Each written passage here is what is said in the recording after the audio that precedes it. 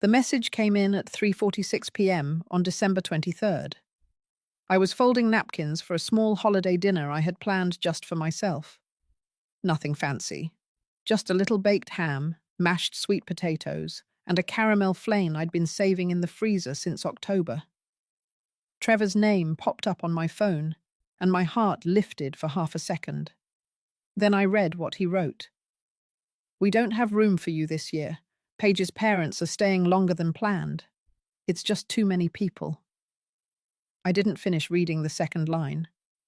I stared at it, the glow from the Christmas lights outside flickering across the screen like some sick joke. I sat down at the kitchen counter, not because I was tired, but because I was stunned. It wasn't just that they weren't coming to pick me up. It wasn't that I wouldn't be at the table. It was that they didn't even want me there. No explanation, no apology, no warmth, not even a lazy excuse. Just a cold digital sentence that said everything. "You are not welcome." 10 minutes later, another message came in. A photo. Trevor's family, already dressed in coordinated red and green pajamas, standing in front of their massive tree. Paige, beaming. The kids holding up matching mugs. Everyone smiling. Except I wasn't in the photo, and I wasn't supposed to be. They'd taken the exact same photo last year. I remembered it clearly because I had been standing in the back, holding Leo, their youngest, as Paige adjusted her hair. Now they had perfectly recreated the same shot, minus me. It was deliberate. I scrolled back to last year's message thread. Just 1 year ago, I was the one making the pies. I was the one who roasted the turkey. I was the one who set the table while Trevor and Paige entertained their guests. I remember Paige saying, "Thank God you're here. I wouldn't survive this chaos without you." And now, just one text, and I was erased. I closed the messages. My eyes didn't burn. I didn't cry. Instead, I stood up, turned off the stove, and opened the window. The Florida breeze was soft and salty. From the 7th floor, I could see the parking lot below, dotted with cars. Some were still decorated with reindeer antlers or red bows. I looked down at the meal I had planned for myself. No. I walked to the cabinet where I kept my winter table settings. Behind the snowflake-printed plates was a white envelope, the one Paige had dropped off 3 weeks ago, saying it was a holiday care packet from a local senior center. I hadn't opened it. Now I did. Inside was a flyer from a legal firm. It read, "Protect your loved ones. Appoint a guardian today." My name was printed on the back, along with a case number. My fingers froze. The same week they said they wanted me to rest more. The same week Paige started offering to bring my groceries. The same week Trevor asked me if I felt more tired lately. I reached for the drawer under the sink, pulled it open and stared. There it was. A small orange pill bottle I did not recognize. The label had been half ripped, but the remnants read, Zolpidem. Sleeping pills. My name was written on the label. My name. My handwriting. Except I had never taken sleeping pills in my life, and I certainly never ordered any. A chill rippled down my back. I thought back to 3 nights ago. I had woken up groggy, disoriented. I couldn't remember what time it was. I'd missed a call from Nancy, my neighbor. She said I didn't answer her knock on the door. I thought it was just the heat, maybe a little exhaustion. But now it all looked different. I grabbed my phone and typed a short message to Nancy. "Are you home?" Then I stopped, erased it.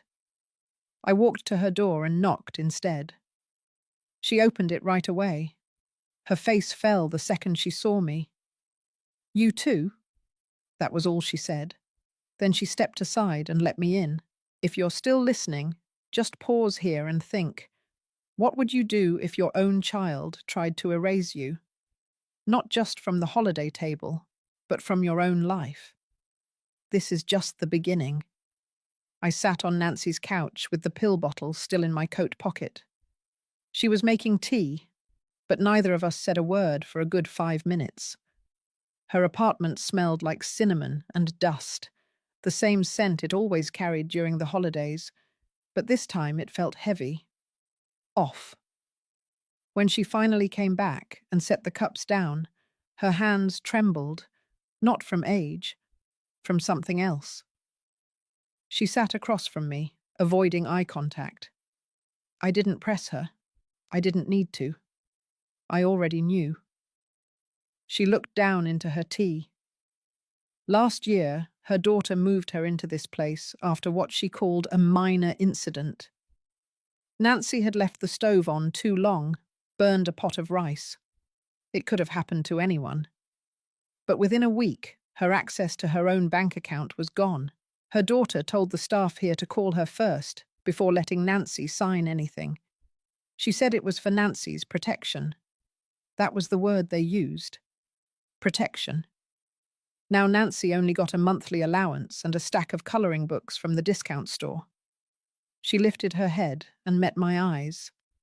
Her voice was quieter than I'd ever heard it. They make you feel like you're broken. I pulled out the pill bottle and set it on the table. She stared at it, then nodded, like it confirmed something she didn't want to admit until now. "They're not going to stop," she said. "Not until they've taken everything." I didn't cry. I didn't shake. Something colder took over.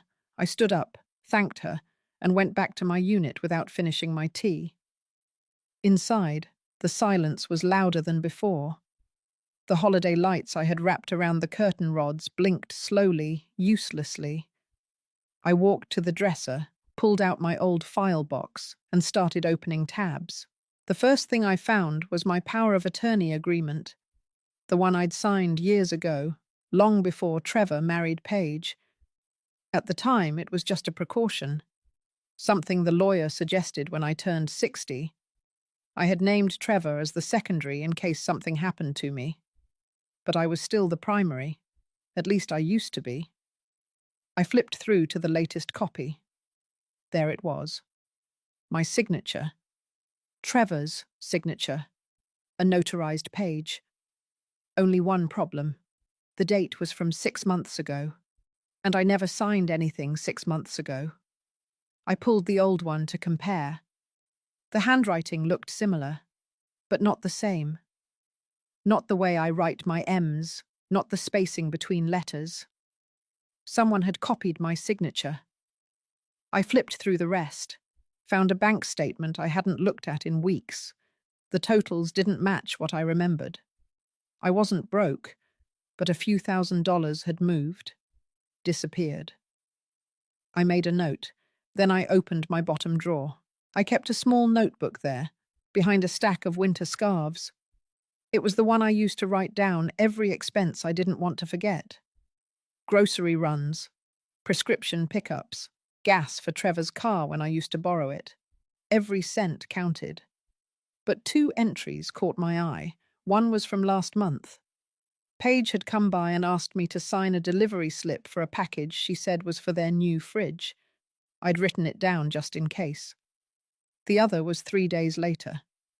Trevor came over, told me not to cook that day. He brought lunch. I had felt tired. I slept unusually long that night. I connected the 2 entries and felt my stomach drop. They were timing it. Visits, pills, conversations, slowly building a pattern they could point to, making me look forgetful, confused, incapable. Paige had even started leaving small notes on my fridge, instructions for heating leftovers, reminders for my appointments, acting like she was helping. But she wasn't helping. She was documenting. I walked to the closet and pulled out the bag I always kept packed for hurricane season. Passport, IDs, medical history, still there, untouched. I added the file folder with my documents. Then I sat on the edge of my bed and waited. My phone buzzed an hour later. It was Trevor. Saw you weren't answering earlier. Everything all right, Mum? I didn't respond. 2 minutes later, another message. Just wanted to remind you to take your meds. The blue bottle on the counter. He named the colour of the pill bottle I had found in my drawer. Not orange. Blue. It was a test. He wanted to see if I'd noticed the difference, if I responded with confusion, if I said something like, "What blue bottle?" or "I already took them." But I didn't reply. Instead, I picked up my notebook and started writing down everything. Every conversation, every visit, every slip of paper. I logged the text, the message time, the colour he got wrong. This wasn't paranoia. It was happening. I could feel it in my bones. The last straw came when I opened my mail the next morning. A letter from the county.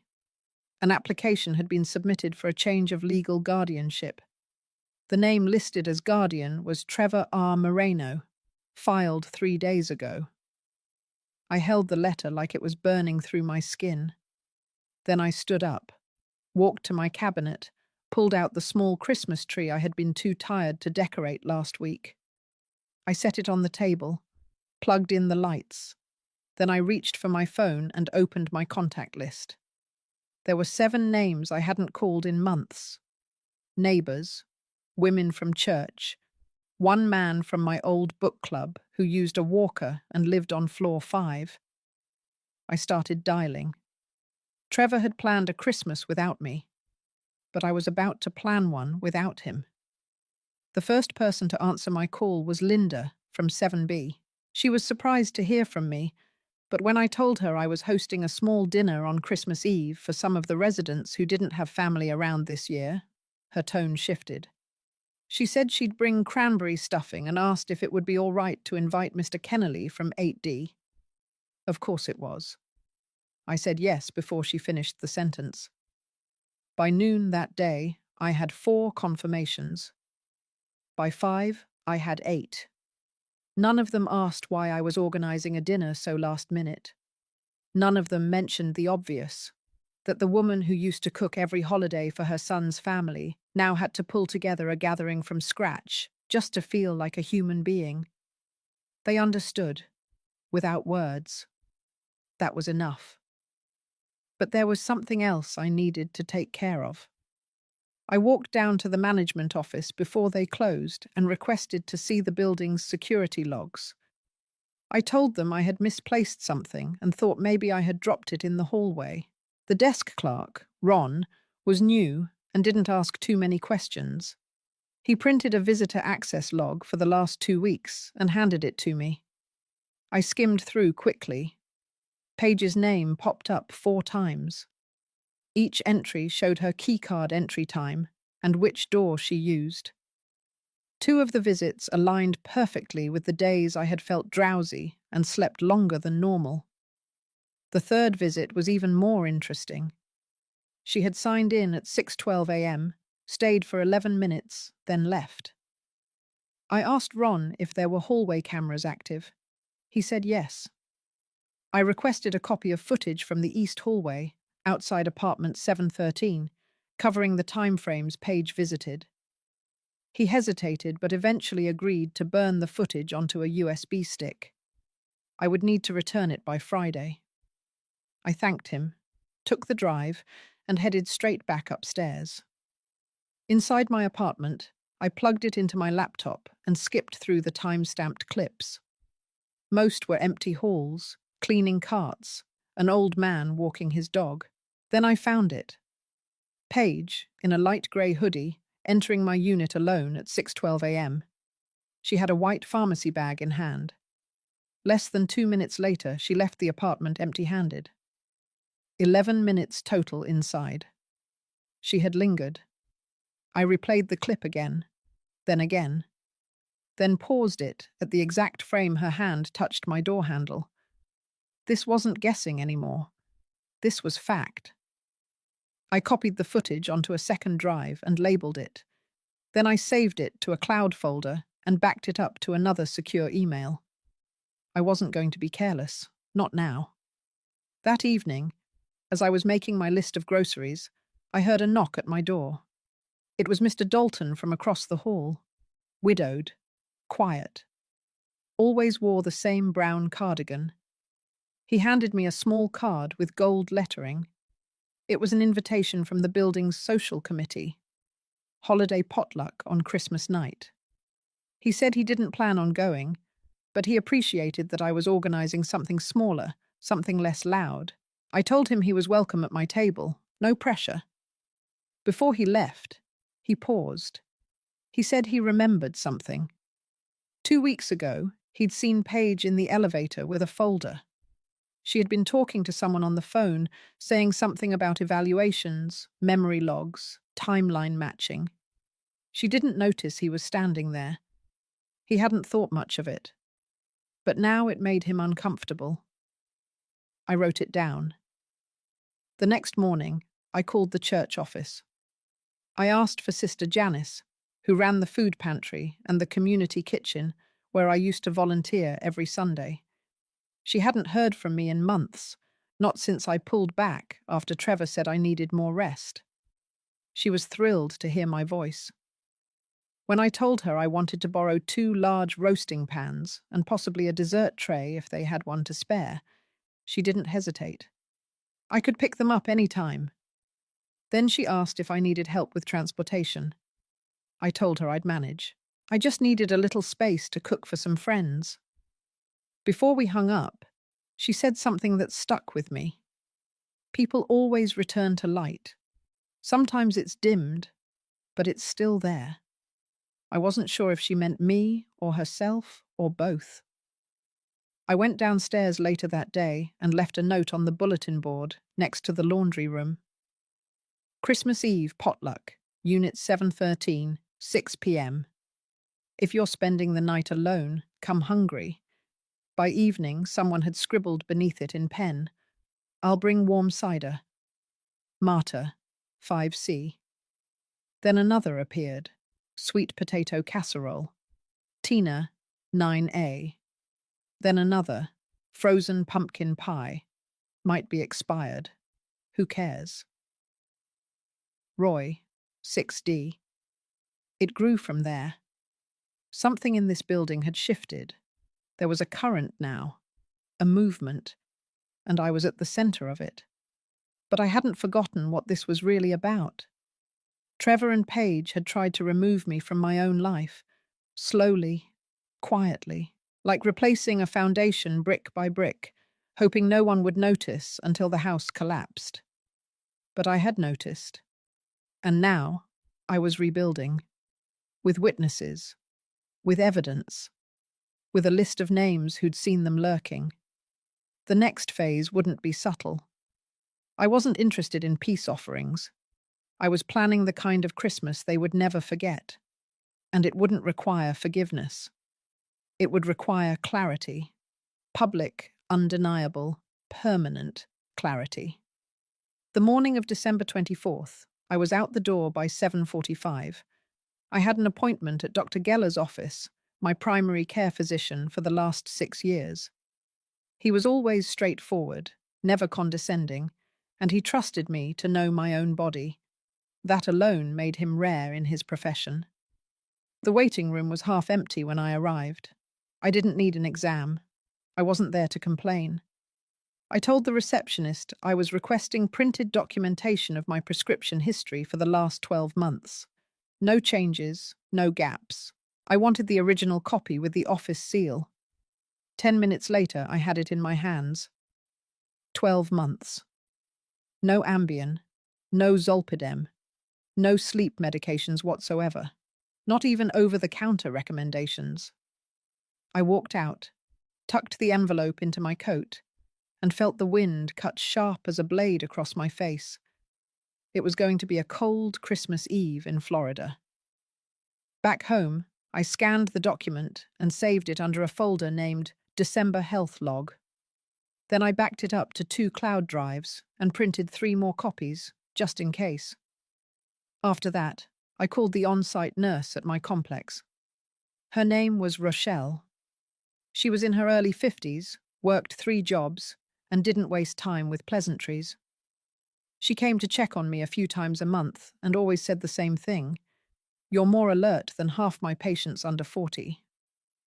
I told her I needed a neutral witness to a drawer inspection, that someone had possibly tampered with my medication, and I wanted it documented properly. She said she'd be there in 10 minutes. When she arrived, I didn't explain everything, just enough. She followed me to the bedroom. I opened the drawer. Inside, neatly pushed to the back, was the orange prescription bottle labeled in my name. Still there. Rochelle picked it up, turned it in her hand, examined the label. "This isn't from any pharmacy we work with," she said. She checked the fill date. It was printed 2 weeks ago, but my last recorded visit to a medical provider was 3 months prior. Rochelle made a note of that. Then she wrote a quick incident report, signed it, and handed me a copy. I added it to the folder. By noon, my apartment had been transformed. The dining table was extended with a fold-out leaf, a clean white tablecloth stretched across it, and I had arranged the borrowed serving trays from the church kitchen. I set the Christmas tree in the corner, added a few candles and pine cones to the centerpiece, and laid out 12 mismatched chairs I had borrowed from neighbors. Everything was nearly ready, but I had one more stop to make. At 1:15, I walked across the parking lot to the manager's office. Ron, the desk clerk who had given me the security logs, looked up and smiled politely. I told him I needed to submit a formal complaint regarding potential fraudulent medical intervention on the premises, and I wanted to document it properly in the building's resident safety record. He blinked. I handed him the printed doctor's note, Rochelle's incident report, and a screenshot from the security footage that clearly showed Paige entering my unit with a pharmacy bag. Ron said he would forward everything to the complex director, Ms. Hanley, who handled legal protocols. I said I expected a confirmation email by end of day. Then I turned and walked out. I wasn't waiting for permission anymore. I wasn't asking for protection. I was building the file. By the time I got back, a few early guests were already knocking. Marta from 5C came with 2 loaves of banana bread and a shaky voice that said she hadn't been out to a dinner since her husband passed in 2018. Roy from 6D brought that expired pumpkin pie he had promised, still frozen but covered in whipped cream and laughter. The room filled slowly but steadily. By 5 p.m., the apartment was buzzing, coats draped over the backs of chairs, jokes bouncing between strangers who had only ever nodded to each other in elevators. Christmas music hummed low in the background, just enough to anchor the air without overwhelming it. At 5:30, I excused myself and stepped into the bedroom. I opened my laptop, plugged in the USB drive with the security footage. Then I opened a second tab and pulled up the scan of the fake prescription bottle. Next to that, the incident report. Next to that, the doctor's note. All arranged. All ready. I minimized the windows and left the setup open on the table by the wall-mounted television. Then I returned to the living room and made an announcement. Dinner at 6, 1 toast, 1 video. That's all I said. No one asked. They didn't need to. At 5:58, I received a text from Trevor. "Hey, hope you're doing okay tonight. Paige says you were acting confused last week. If you need anything, let us know." I read the message. I stared at it for a long time. Then I replied with just one word. Understood. At 6 p.m. sharp, I dimmed the lights in the dining area. Guests took their seats. Dishes were passed. Glasses filled. Laughter flowed like water. And just before the first fork touched a plate, I walked over to the wall and hit play. The screen lit up. Paige appeared, caught in high definition, entering my unit with the pharmacy bag. Silence fell across the room. Then I clicked once more, and the next window appeared. My doctor's note, then the nurse's incident report, then the scan of the fake bottle. No commentary, No speeches, just facts, just sequence, just truth. I watched as heads turned, as glances exchanged, as disbelief turned to understanding. No one said a word. The silence said enough. By the time the video ended, no one was eating. The room held its breath.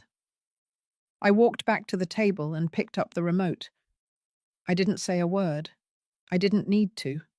The images had done their work.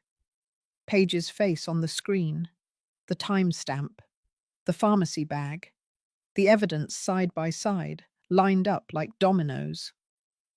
I turned the lights back on. Then I walked to the kitchen, picked up the carving knife, and began slicing the ham as if nothing had happened. Slowly, conversation returned.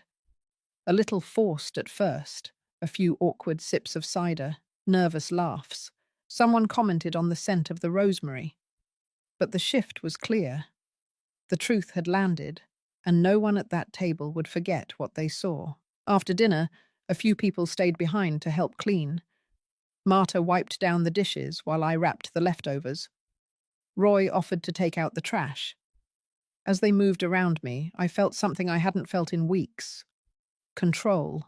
Not fear, not confusion, not exhaustion. Control. At 8:12 p.m., I received a second message from Trevor.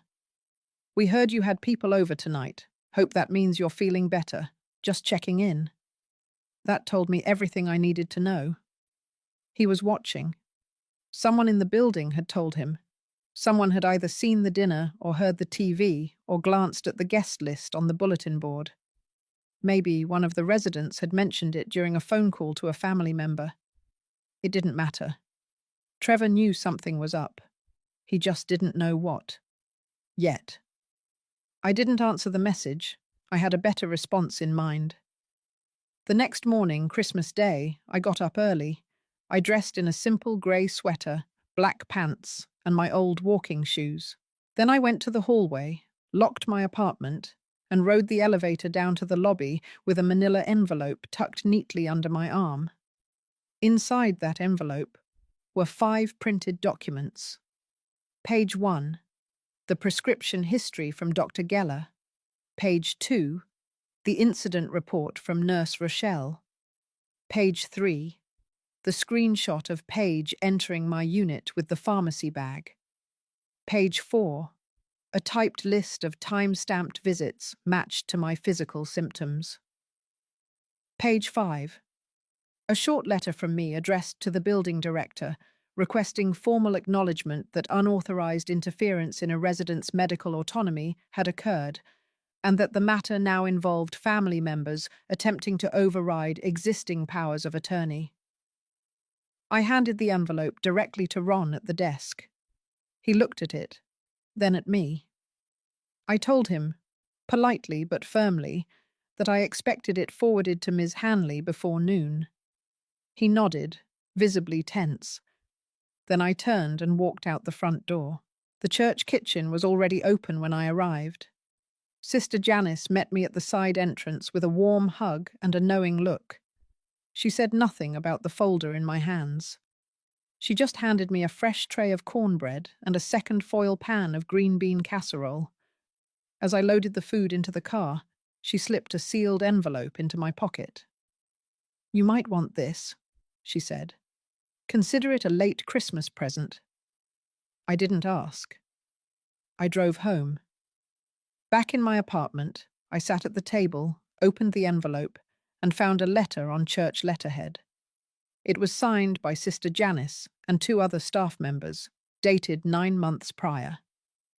It confirmed that a monetary withdrawal had been made from the church's community fund under my name, authorized by Trevor Moreno, acting on my behalf. I had never seen that letter before. I hadn't authorized anything. And now, I had the missing piece. This wasn't just about pills or manipulation. It wasn't just about guardianship or control. It was about money, reputation, access.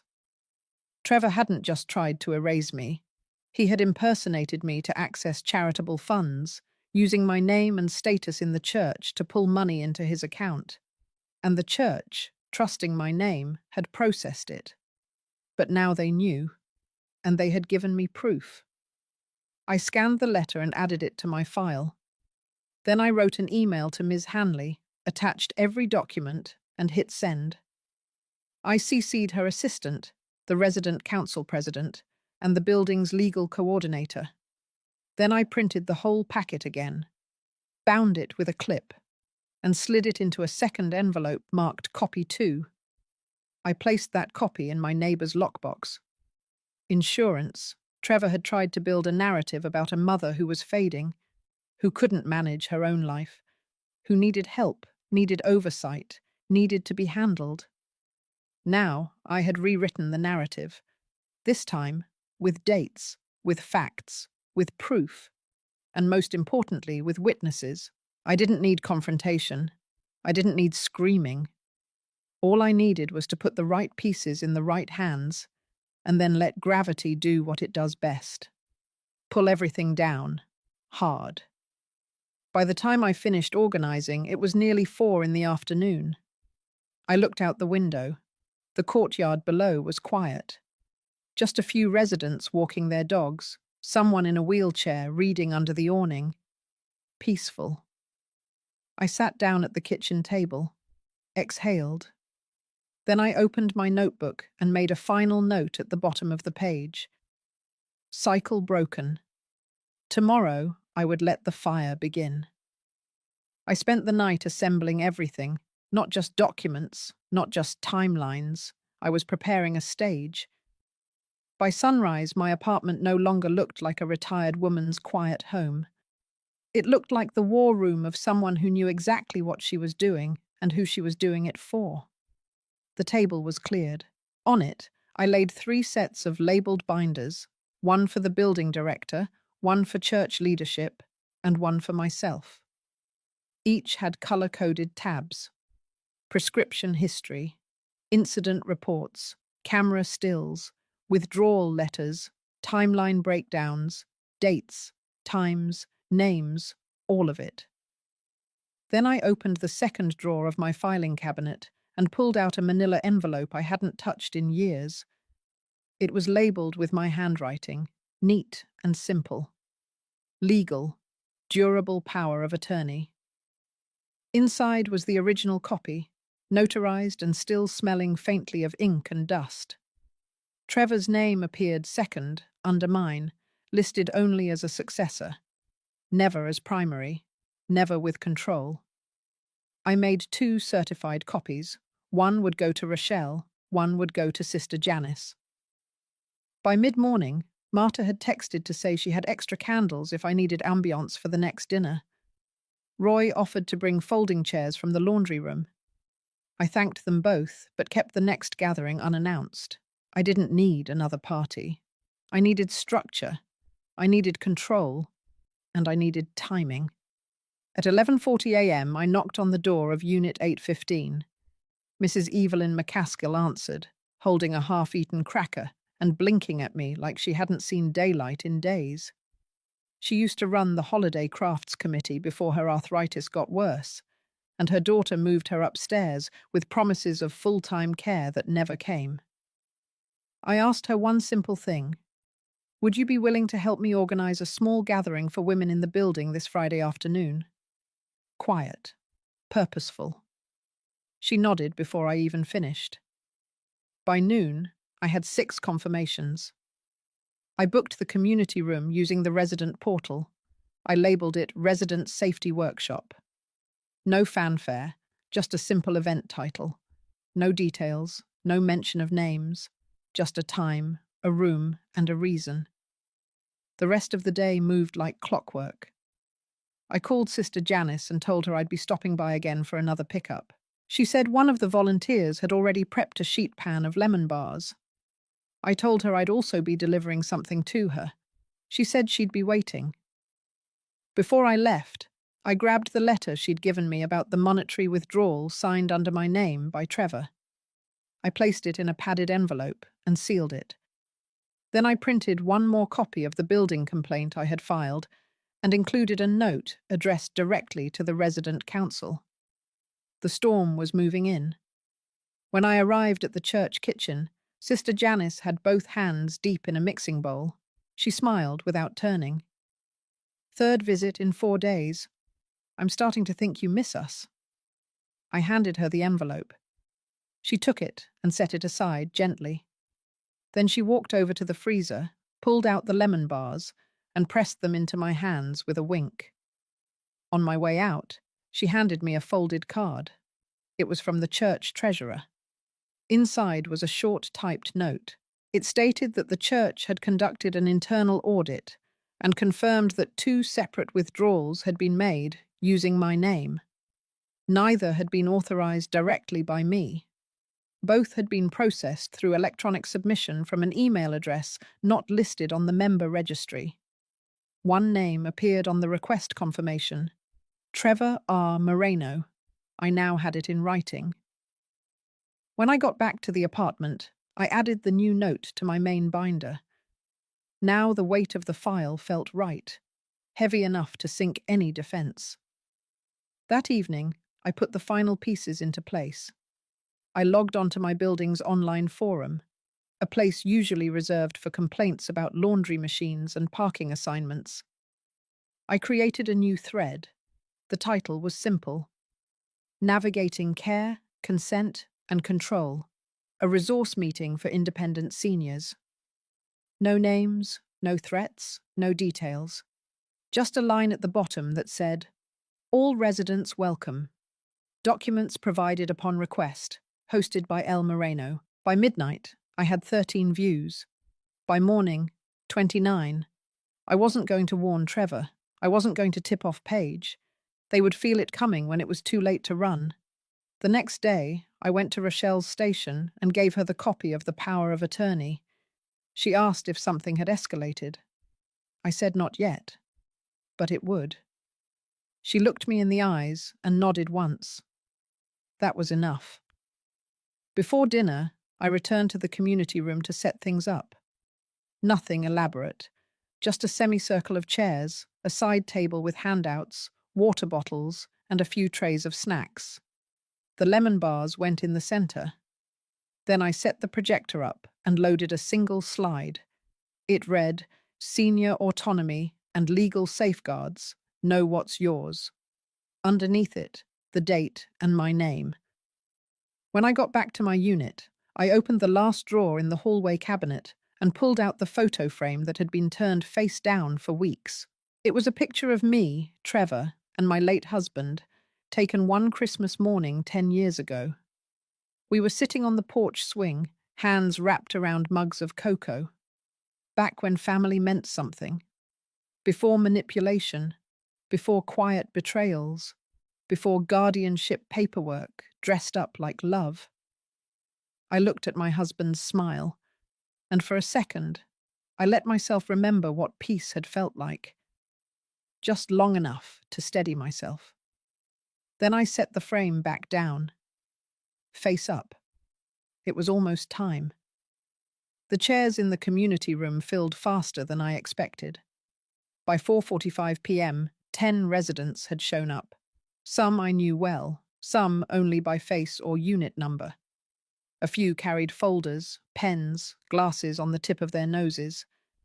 No one asked what exactly we were going to talk about. They came anyway. They felt the shift in the air. They'd lived long enough to recognize a reckoning when it started brewing in their own building. At 5:03, the door opened again. Trevor walked in. He didn't knock, didn't pause. Just entered like it was his right to be there, like the room belonged to him. He wore a blue button-down and a stiff jaw. He scanned the room and kept that polite, tight smile that people use in courtrooms and church lobbies. Behind him, Paige followed. Red lipstick, pressed beige coat, holding a folder against her chest like it was armor. I didn't look surprised. I didn't flinch. I simply pointed to the last 2 seats near the side wall. They sat. I didn't acknowledge them. I clicked the remote and the projector lit up with the title slide. Senior Autonomy and Legal Safeguards. No one spoke. I began with a short introduction. My name, my background, my intention. Then I turned the slide.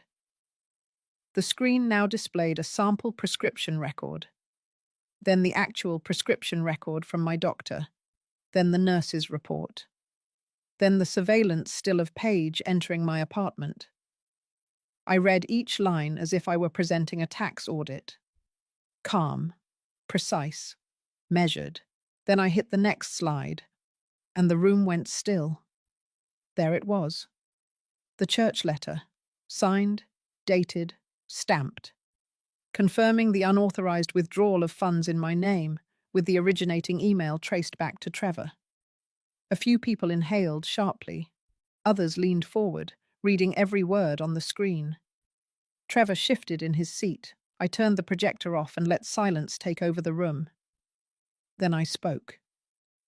When you trust your family to protect you, and instead they manage your decline like a business model, you stop being a mother. You become an asset, or a liability, whichever is more convenient. No one said anything. Even Paige, who usually filled silence with smiles or excuses, stayed quiet. I reached into my folder and pulled out my original power of attorney. I held it up for the room to see. Then I passed a certified copy to Rochelle, who stood by the side of the room, arms folded, watching everything. She took it, flipped through the pages, and nodded. I continued. There are people in this room who've been told they're forgetful, unstable, incapable. Not by doctors, by family. And the first thing those families do is gain access. Medical access, financial access, legal access. Not because they care, but because they're planning for when you stop being useful. Then I turned to Trevor. For the first time that evening, I made eye contact with my son. I said nothing. I let the room turn its attention to him. He opened his mouth to speak. Paige placed a hand on his arm. He closed it. I closed the laptop and walked to the table near the door. I handed out copies of a small booklet I had prepared. It listed every resource I had gathered. Legal aid numbers, advocacy groups, state reporting hotlines, local attorney recommendations for elder care protection. Then I passed around printed templates, statements of revocation, medical directives, account audit logs. I didn't need them to memorize anything. I needed them to see that we had tools and that we had each other. I ended the session without applause or small talk. Residents began to leave, quiet, focused. Some folded the papers into their bags, others tucked them into their coats like insurance policies. Trevor remained seated. Paige kept her eyes on the floor. I walked over. I didn't raise my voice. You tried to take the one thing I have left, my clarity. You tried to replace it with paperwork.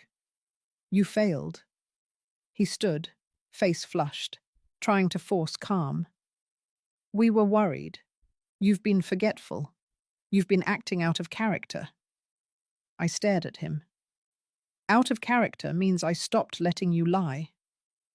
Rochelle walked up beside me. She held out a folded letter. It was from the building director, confirming receipt of my complaint and noting that an investigation had been opened regarding resident interference and possible impersonation of medical authority. Trevor didn't take it, so Rochelle set it on the chair he had just left. He turned to leave. I called out, "You'll return the money to the church within 7 business days. In full, with written apology." He didn't turn back. I added one last sentence. "If not, I'll let the state decide." Paige said nothing as they walked out. Her heels echoed through the hall like a ticking clock running out of time. I watched them disappear around the corner. Then I turned to Rochelle. "That's done." She nodded, and then she smiled. Just a little. It was enough.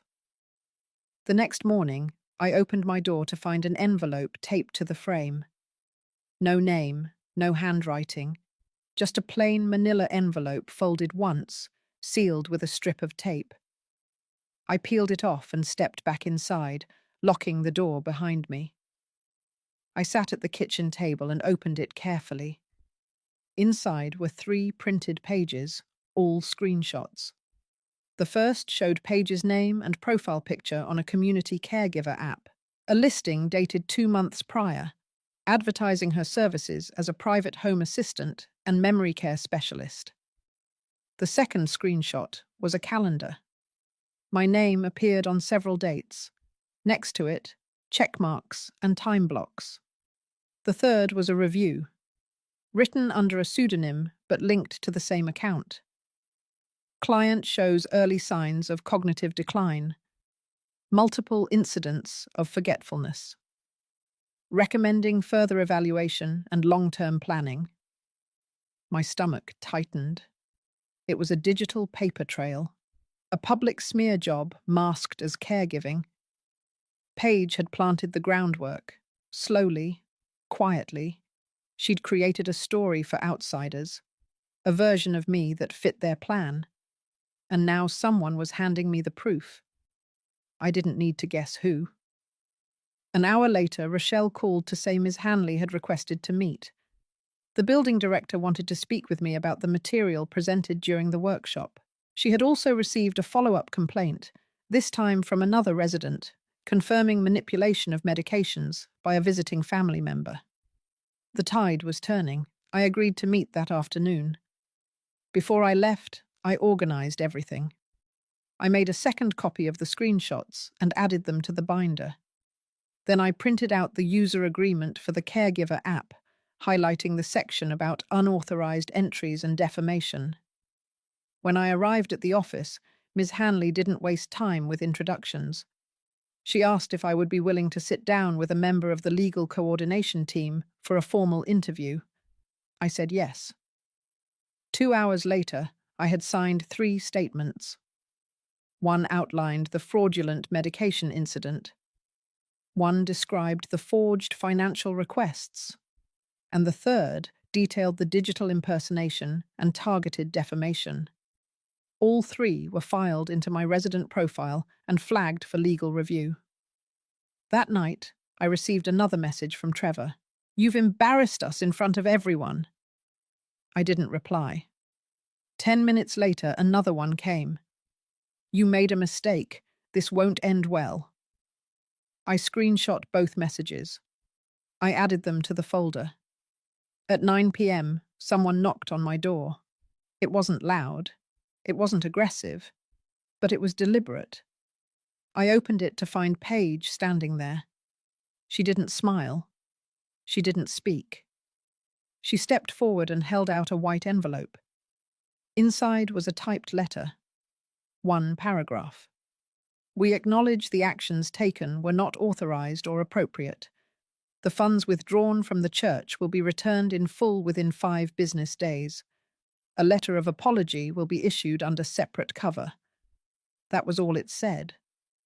No name. No apology. No explanation. I folded it and set it on the table. She didn't ask to come inside. She didn't look around. She just said one sentence. "We never thought you'd actually fight back." Then she turned and walked away. I watched her disappear down the hall, shoulders drawn tight. And I realized then what she really feared. Not embarrassment, not legal consequences. She feared exposure, because exposure leaves marks that don't go away. The next morning, the church treasurer called to confirm receipt of the full repayment. A second letter, signed by Trevor and Paige, had been sent to Sister Janice. I asked her to email me a copy. She did. I printed it. I filed it. Then I called the resident council office and requested to schedule another meeting, not to escalate, not to accuse.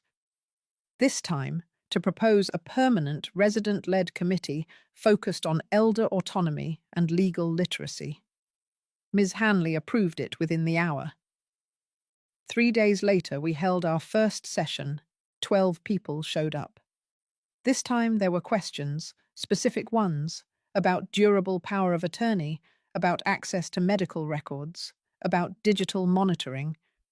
They weren't afraid to speak now, because someone already had. After the meeting, Marta stayed behind to help clean up. She asked if I had forgiven them. I told her forgiveness wasn't required to protect myself. Sometimes you just close the door and keep it locked. The day after the repayment cleared, I sat at the kitchen table and looked at everything I had gathered one more time. The file was thick now. What started as suspicion had turned into a full-blown operation. Documents, images, letters, digital logs, signatures, and timestamps. A paper trail no one could rewrite. But there was still one piece left. One that needed to be dealt with face to face. Not for their sake, for mine. At exactly 2 o'clock in the afternoon, I walked into the offices of Branson and Lee, a small legal firm I had used once years ago, when my husband and I updated our estate plan. I still remembered the smell of the leather-bound folders and the hum of the copier in the back room.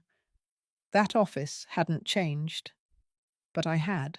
A junior associate led me to a conference room. Inside was Mr. Lee himself. Older now, hair whiter, hands a little slower as he extended them across the table. He asked how he could help. I pulled out my file and began to explain. Not the emotional side, not the betrayal, just the facts. The power of attorney had never changed. The church withdrawal was unauthorized. The digital impersonation had been verified by the app administrators. The medication interference had been documented and filed. The incident reports had been formally submitted to the building management. The threat messages had been time-stamped and backed up. I laid each item out like cards on a table. He read them quietly, one after the next.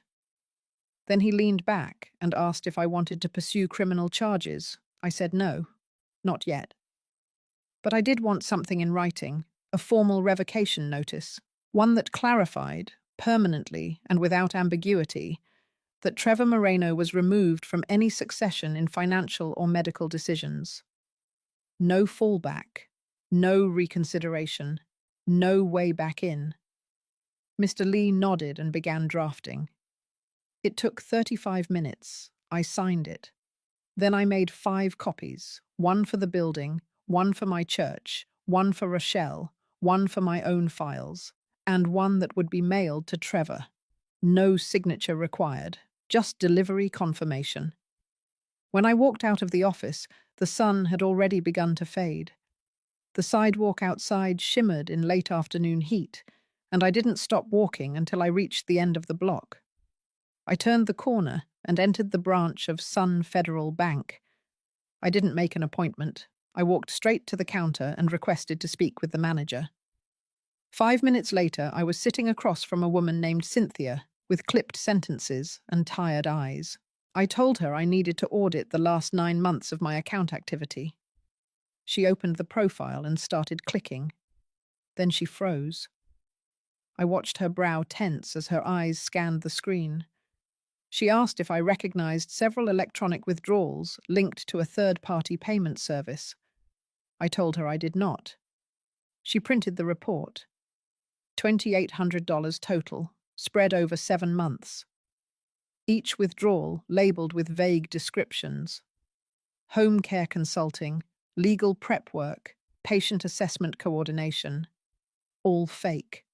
All processed under Trevor's linked email address. He hadn't just taken money from the church, he had been quietly bleeding me too. I filed the paperwork for a formal dispute.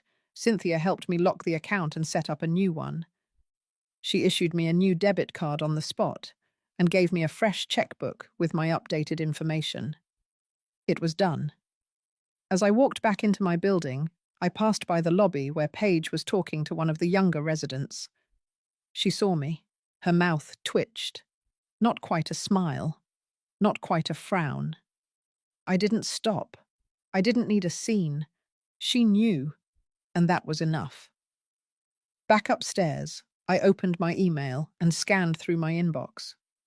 At the bottom of the list was a message from the Caregiver app, a formal apology. They had suspended Paige's account. Her caregiver profile had been removed pending investigation. A second message followed. This one from a resident I barely knew from the 9th floor. He had heard about the workshop. He asked if I would be offering another one next month. I replied with a single line. Yes. And this time with a lawyer present. The drama had shifted, no longer a private war behind closed doors, no longer a quiet battle over pills and signatures. Now it was public, documented, witnessed, tied up with red ribbons and official seals. But none of that mattered as much as what I felt walking back into my apartment that night. For the first time in months, there was no tension between my shoulders, no dull panic humming beneath the surface, no second-guessing my memory. Just silence. Just my breath. Just peace. And the knowledge that they would never touch me again. It didn't take long. 2 days after the account audit at the bank, a letter arrived in my mailbox from the building's legal liaison. It was stamped with the firm's letterhead and marked confidential, but I knew exactly what was inside. I didn't open it in the hallway. I waited until I got back to my apartment, washed my hands, sat at the kitchen table, and peeled it open like I was cutting through the last layer of something rotten. The letter was a formal notification. Trevor Moreno and Paige Lawson were now subject to a full internal review by the building's Resident Conduct Board. The review would include their unauthorized access to the premises, their involvement in repeated misrepresentation of medical needs for a listed resident, and their use of digital platforms to impersonate a caregiver without license or consent. The letter also stated that building security footage had been reviewed. Management confirmed that at least 2 unregistered entries had occurred under Paige's name, including one pre-dawn access on the morning I woke up disoriented. That was all the confirmation I needed. But the real fallout didn't come in a letter. It came in the form of silence. On the 3rd day, Trevor's car disappeared from the visitor parking lot. No note, no message, no follow-up apology, just gone. I walked past the front desk that morning, and Ron, the desk clerk who used to stammer around them, gave me a quick nod. A subtle thing, but it felt like respect. That same afternoon, Rochelle stopped by with a clipboard in hand. She asked if I wanted to see something. I followed her down to the office, where she pulled out a file from a drawer. Inside were printed complaints. Not from me, from other residents. A woman from the 4th floor had been pressured by her niece into signing over power of attorney, then watched her savings drain. Another man from the 6th had gone nearly a month without getting the right prescriptions because his son kept cancelling appointments behind his back. They saw what happened in my case. Now they were speaking up. That was the real win. When you light one match, it only burns a small space. But when others join in, the fire spreads. The silence ends. I left the office that day, feeling something close to weightlessness. But I wasn't done. The last item on my list was the church.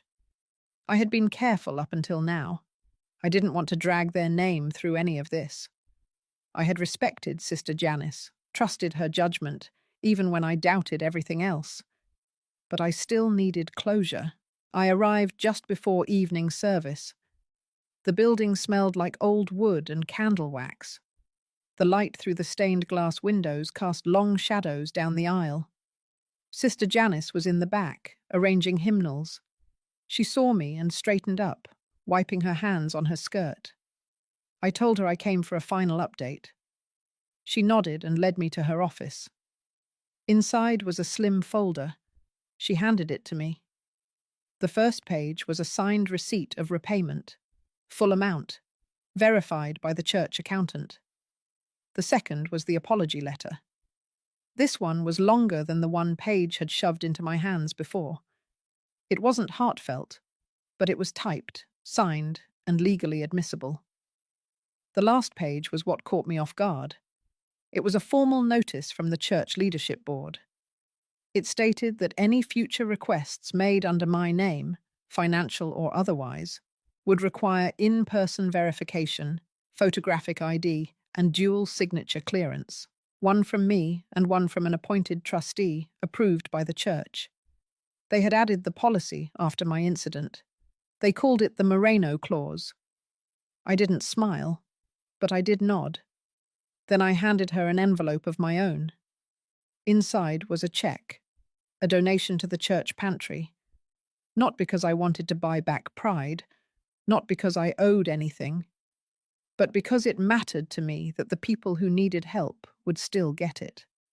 From someone who hadn't forgotten what it meant to give without taking. I left the church that evening without looking back.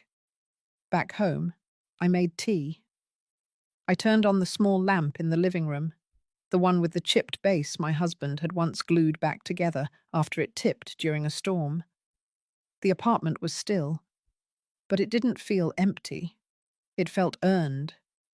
I had reclaimed every inch of that silence, and the people who tried to fill it with lies, pills, and paperwork were gone.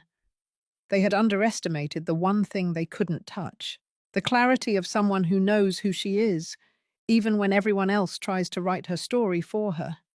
That was the final blow, and I made sure they felt it. 3 days after the church processed the final confirmation of repayment, I got a call from Rochelle. Her voice was steady, but there was an edge to it. She said Trevor had shown up at the building, not through the front lobby, through the back side gate. He had signed in at the visitor kiosk using the old code he wasn't supposed to have anymore. Ron hadn't been at the desk. The new clerk had let him through, assuming everything had already been cleared. Rochelle said she caught it fast and had security check the cameras. Trevor went straight up to my floor, didn't knock, didn't linger, just stood outside my door for 10 minutes, then left. He didn't leave a note, didn't ring the bell, just stood there. When I heard that, I didn't feel fear, not anymore. I felt something colder, sharper, resolve. I walked to my file cabinet, opened the drawer, and pulled out the final document I had saved for this exact moment. A letter of revocation paired with a notice of cease and desist. The document had already been notarized and signed. It had been sitting in my binder for a week, waiting. I had told Mr. Lee I'd deliver it if and only if Trevor broke the boundary again. He had. So now I would. The next morning, I delivered a sealed copy to the legal liaison office at the front desk, along with a short written statement confirming that Trevor Moreno was no longer permitted to enter or access the property in any capacity. I requested they log the statement and attach it to the building's resident records. Ms. Hanley signed off on it that afternoon. At 4:30, a delivery confirmation landed in my inbox. The official documents had been received and signed for by Trevor at an address across town. I pictured him opening the envelope, reading the first few lines, realizing there was no loophole left. He wasn't coming back in. Not through the side gate, not through any gate. Later that same evening, a soft knock came at my door. It wasn't aggressive, it wasn't cautious either. When I opened it, Paige stood there. No folder, no coat, no heels, just a plain black cardigan, hair pulled back, and a look I had never seen on her face. She didn't try to walk in. She handed me a small envelope. Her fingers trembled when she let go. Then she turned and walked away. Inside the envelope was a letter, short, handwritten. It said she was leaving Trevor, said she was sorry for everything. Not because she'd been caught, but because she had seen what he was willing to do. And worse, what she was willing to excuse. She didn't ask for forgiveness, didn't ask for a response. At the bottom of the page, there was a single line, I didn't know what real strength looked like until I saw you stand up. I set the letter down on the counter. I didn't feel triumphant. I didn't feel broken either. It was something else, something quieter. Closure. The next morning, I called the church pantry and asked if they needed an extra hand organizing the donations that had come in over the holidays.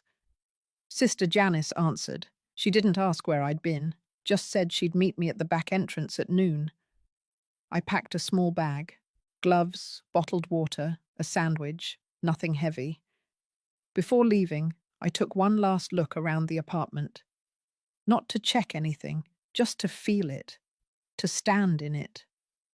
Every inch of this place had been pulled back from the edge, piece by piece, document by document, truth by truth.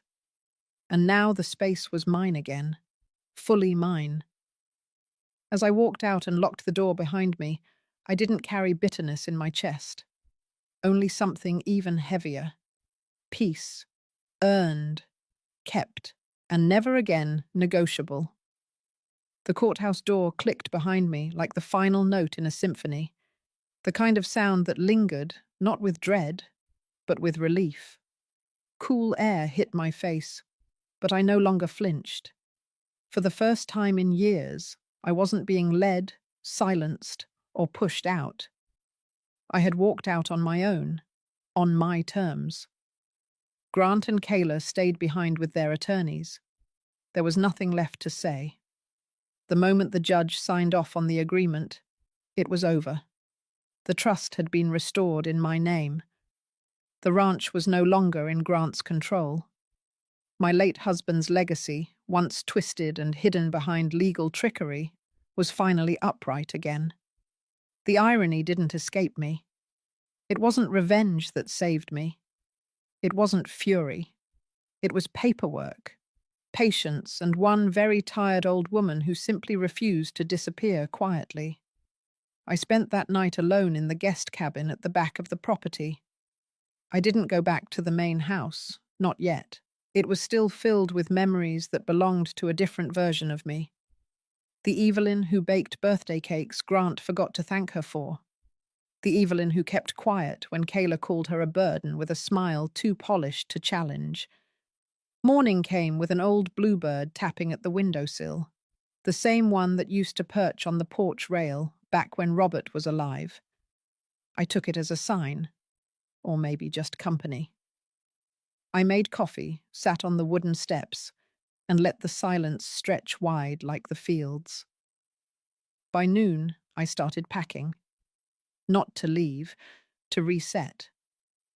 I boxed up the framed photos that once lined the main hallway, the ones where my face had been cropped or blurred or completely absent. Those were going away. In their place, I put up a series of black and white portraits of women I admired. My mother, my grandmother, myself, holding Robert's hand the day we bought the ranch. That day, we were equals. Over the next few weeks, I met with a team from a nonprofit that helps train older women in legal literacy and estate management. I knew the feeling of being locked out of documents you once helped build. I knew the feeling of being called crazy when you asked to see your own name. So I gave a portion of my newly reclaimed assets to create the Marston Women's Foundation, focusing on rural widows. Not just grants or pamphlets, real, practical resources, lawyers, advocates, mentors. I didn't tell Grant. I didn't need to. He had moved into a rental near downtown. The truck was gone, probably sold.